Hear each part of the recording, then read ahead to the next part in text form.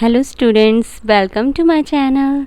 आज हम करने जा रहे हैं second chapter class 10th NCERT का मैथमेटिक्स का सेकंड चैप्टर।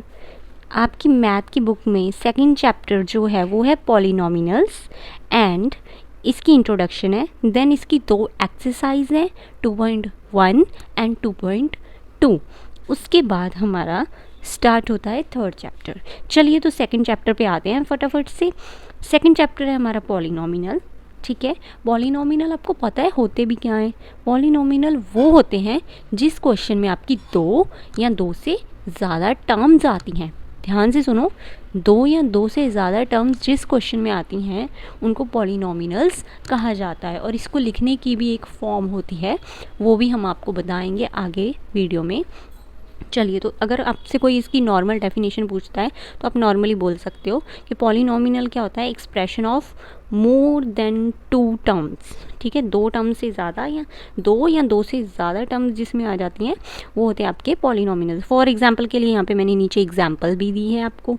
ठीक है, एग्जांपल में जो पहली टर्म होगी वो होगी आपकी स्क्वायर वाली। ठीक है, एक्स स्क्वायर। तो सेकेंड टर्म होगी आपकी सिंगल एक्स वाली। ठीक है, जिसमें सिंगल एक्स होगी प्लस 5। लास्ट में आपका कांस्टेंट यानी कि नंबर होगा। ठीक है, लास्ट में आपका नंबर होगा, ये ध्यान रखना। ये ही आपकी इक्वेशन इसी तरीके से आनी चाहिए। ठीक है, अगर आपका नंबर सेकंड टर्म की जगह आ जाता है और सेकंड टर्म थर्ड की जगह चली जाती है तो उसको आपको चेंज करना पड़ेगा। आगे ऐसे क्वेश्चन भी आपको मिलने वाले हैं। ठीक है, तो चलिए फटाफट से इसको स्टार्ट कर लेते हैं। आपको बस ध्यान रखना है कि पॉलिनोमिनल्स दो या दो से ज़्यादा टर्म्स वाले क्वेश्चन आएंगे आपको, एंड इसकी एग्जाम्पल आप देख ही सकते हैं। ठीक है, लास्ट वाला कांस्टेंट होता है, सेकंड सिंगल एक्स वाला होता है और फर्स्ट एक्स स्क्वायर वाला होता है। चलिए इसको फटाफट से अब स्टार्ट करते हैं। एक्सरसाइज 2.1 हम बुक में से ही आपको, आज इंट्रोडक्शन वीडियो है तो हम बुक में से ही आपको कुछ एग्जाम्पल समझा देते हैं एंड नेक्स्ट वीडियो में हम आपको एक्सरसाइज करवाएंगे 2.1। चलिए तो ये कुछ एग्जाम्पल्स हैं। आपने मेन फोकस क्या करना है, जो आपके पास ग्राफ बन रखा है, ध्यान से देखिए बच्चों। ग्राफ बनाया रखा है, ग्राफ आपको बना हुआ आएगा और जो बीच में लाइन ड्रॉ कर रखी है वो भी आपको बनी हुई आएगी।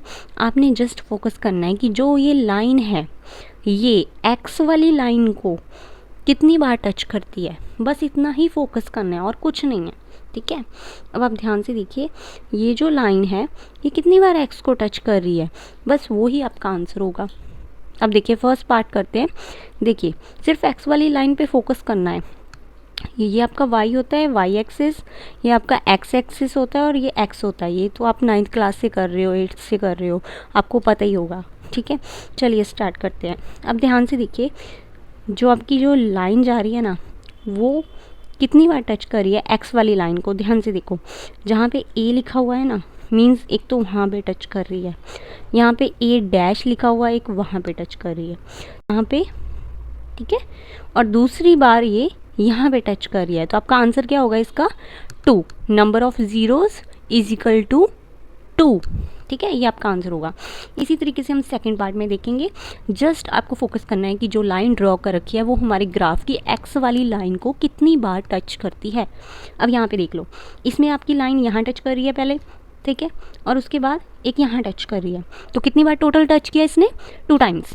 तो इसका आंसर भी क्या होगा, 2। थर्ड पार्ट देख लेते हैं अब। थर्ड पार्ट में सिर्फ एक्स पे फोकस करना, सिर्फ यहाँ पे टच कर रही है, ध्यान से देखो, और कहीं एक्स वाली लाइन को टच नहीं कर रही, तो इसका आंसर 1 होगा। इसी में भी, इस वाले फोर्थ पार्ट में भी देखो ध्यान से, सिर्फ यहाँ पे टच कर रही है, तो आपका आंसर 1 होगा इसका भी। ठीक है, थर्ड पार्ट का भी 1, फोर्थ का भी। अभी दो और एग्जाम्पल देखते हैं, जैसे कि ये 2 एग्जाम्पल है। इसमें आप ध्यान से देखो, लाइन एक्स वाली लाइन को बिल्कुल भी कहीं भी टच नहीं कर रही।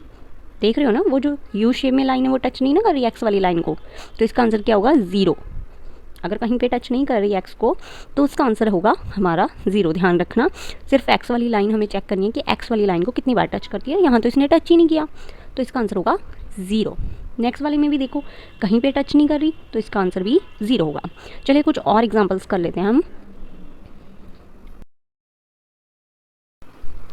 चलिए कुछ और एग्जाम्पल्स इसमें दे रखे हैं। एग्जाम्पल नंबर 1, ठीक है, इसमें भी देख लीजिए, ये जो लाइन है एक्स वाली लाइन को कितनी बार टच कर रही है, तो यहाँ पे कर रही है, क्या कहीं और पे भी टच कर रही है, नहीं, तो इसका आंसर 1 होगा। सेकंड पार्ट में देखिए, यहाँ टच कर रही है और यहाँ, तो आपका आंसर क्या होगा, सेकंड पार्ट का आपका आंसर क्या होगा 2। इसमें देखिए एक यहाँ टच किया, एक यहाँ, 2 और कहाँ टच किया, यहाँ, तो ये इसका आंसर क्या होगा 3। कितने टाइम टच किया उसने, 3 टाइम्स। 3 टाइम एक्स वाली लाइन को वो टच करके, क्रॉस करके, इंटरसेक्ट करके आगे जा रही है। हमें जस्ट इंटरसेक्टिंग पॉइंट देखना है एक्स का, ठीक है। अब देखिए फोर्थ पार्ट में आपकी एक्स वाली लाइन को सिंगल लाइन कितनी बार टच कर रही है, यहाँ पे कर रही है सिर्फ 1 टाइम, इसमें भी 1 टाइम कर रही है। एंड इसमें देखिए ध्यान से 1, ठीक है, एक बार यहाँ पे किया, एक बार यहाँ पे 2, एक बार इसके आगे 3 एंड उसके बाद यहाँ पे 4th। तो यानी कि इसका आंसर होगा 4 कि आपकी इंटरसेक्टिंग लाइन कितनी बार इंटरसेक्ट करी है आपकी लाइन, 4 टाइम्स, ठीक है। आई होप आपको समझ आई होगी कि 2.1 में हमें क्या करना है। जस्ट फोकस करना है कि एक्स वाली लाइन पे जो लाइन ड्रॉ कर रखी है वो कितनी बार इंटरसेक्ट करके जा रही है, वहाँ से गुजर के जा रही है, उसको कट करके जा रही है, टच करके जा रही है, बस ये फोकस करना है। जितनी बार भी वो वहाँ से गुजर के जा रही है आप उसको आंसर में लिख दोगे कि 1 time, 2 time, 3 time. I hope आपको समझ आ गई होगी। हमने सारी एग्जाम्पल्स कर ली। नेक्स्ट वीडियो में हम 2.1 स्टार्ट करेंगे। आई होप आपको ईजी लगी होगी ये। Thank you so much.